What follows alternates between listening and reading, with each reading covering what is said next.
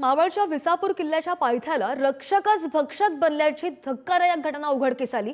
मद्यधुंद अवस्थेमध्ये कर्तव्यावर असलेल्या पोलीस शिपायानं चिमुकलीचा विनयभंग केला।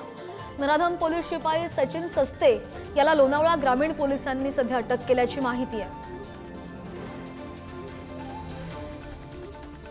आदिवासी कुटुंब असून या आदिवासी कुटुंबांनी एकमेव आधार असतो तो म्हणजे एक सरकारी खादी जो घालतो आपला पोलीस अधिकारी, त्याच्यावरती त्याचा असलेला संपूर्ण विश्वास। कारण इतर समाज देखील त्यांच्याकडे वेगळ्या नजरेने पाहतो, परंतु हेलगटल्याने करतो आणि ज्याच्यावर विश्वास ठेवायचा त्यांनी जर हे कृत्य केलं तर जाणार कुणाकडे आमची लोक, आमच्या लोकांना न्याय मिळणार कसा आणि कुठं, याची जरा दखल व्यवस्थित घ्यावी अशी मी तुम्हाला विनंती करतो। आजची जी घटना घडली ती खरोखर निंदनीय आहे आणि ही क्रूर घटना आहे। आणि हे रक्षक जर भक्षक होत असन, ज्यांच्या जीवावरती जर महाराष्ट्र आणि देश जगत असन आणि तिथं जर आपण या ठिकाणी जर असं अतिकृत्य करत असन तर ज्यांनी हे कृत्य केलं असन त्याला खरोखर कठोर कारवाई झाली पाहिजे।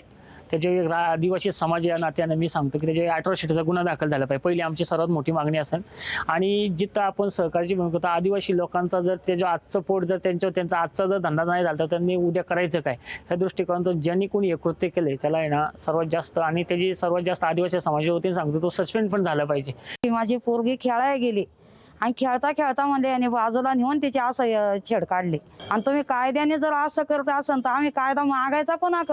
मग आता आमची मागणी एवढीच आहे की त्याला आहे ना शिक्षा मात्र झाली पाहिजे, आमची एवढीच मागणी आहे त्याला। का आता आमचं एकलंच घर पडतं, साहेबांना पण दाखवलं आमच्या दरवाजांना दरवाजा नाही, खिडक्या नाही माझ्या घराला आणि एकलं रानात मी राहते। उद्या काय कोणी येऊन करायचं मग त्याला काय? आणि फुल प्यालेला माणूस आणि तुम्ही कायदेवालीच लोक तुमची खाकी चढून उपयोगच काय त्यांचा सांगा ना मला तुम्ही। आता हा जो पोलीस कर्मचारी आहे याला काल आपण एक दिवसाकरता बंदोबस्ताकरता बोलवण्यात आलं होतं। 25 डिसेंबर होता, नाताळचा होता, मग एक्स्ट्रा बंदोबस्त बाहेरनं बोलवण्यात आला होता। त्यापैकी हे कर्मचारी आलेले आहेत आणि यांना विसापूरच्या पायथ्याखाली आपण बंदोबस्त दिला होता की त्या ठिकाणी गर्दी वगैरे होते म्हणून।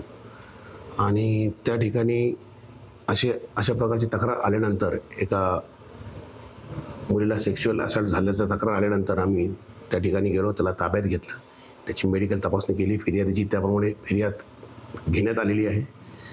जी व्हिक्टीम मुलगी आहे तिला पण काही प्रश्न विचारण्यात आले, तिने त्या पद्धतीने सांगितलेलं आहे, त्या पद्धतीने आपण गुन्हा दाखल केलेला आहे।